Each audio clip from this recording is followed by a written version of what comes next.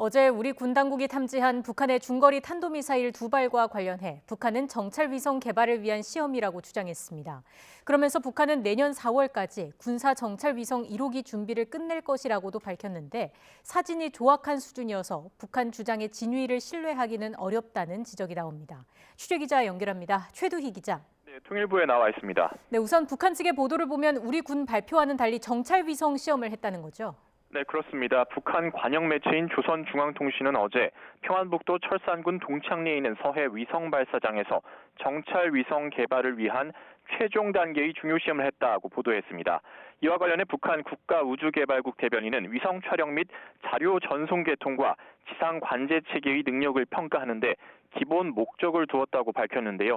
시험은 각종 위성 시험품을 운반체에 탑재해서 고도 500km까지 고각 발사시킨 후 우주 환경을 모의한 최적한 환경에서 진행됐다고도 전했습니다.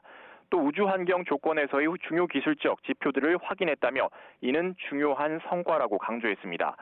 이어 내년 4월까지는 군사 정찰 위성 1호기 준비를 끝낼 것이라고도 밝혔습니다. 조선중앙통신은 다만 김정은 국무위원장이 이번 시험을 참관했는지에 대해선 언급하지 않았는데요. 앞서 김 위원장은 김정일 국방위원장의 11주기인 지난 17일 금수산 태양궁전 참배 현장의 모습을 드러내지 않으면서 이번 시험까지 지켜봤을 가능성도 제기되고 있습니다. 네, 하지만 북한이 공개한 사진을 보면 군사 정찰 위성으로 쓰기에는 조악하다는 평가도 있다고요. 네, 그렇습니다. 북한은 이번 시험에서 촬영한 것으로 추정되는 위성 사진도 공개했는데요. 보시면 서울과 인천 일대의 모습을 볼 수가 있는데 서울 용산 대통령 집무실 주변은 물론 한강 교량이라든가 인천 송도 센트럴파크 일대 등이 나옵니다.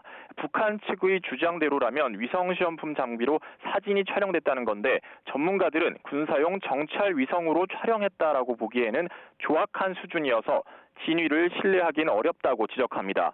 또 북한이 공개한 사진 자체가 정찰 위성 시험이 맞는지 의문을 품는 전문가들도 있습니다.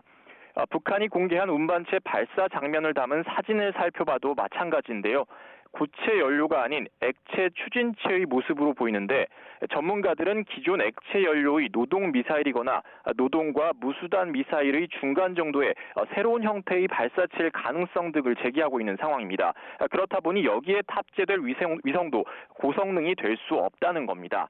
이에 따라 북한 측의 기만 전술일 가능성도 있지만 정찰 위성 등의 개발을 강조해온 북한이 군사정찰 위성 1호기 준비를 내년 4월로 시한을 제시한 만큼 본격적인 시험 발사에 나설 가능성도 있어 보입니다. 지금까지 통일부에서 YTN 최두입니다.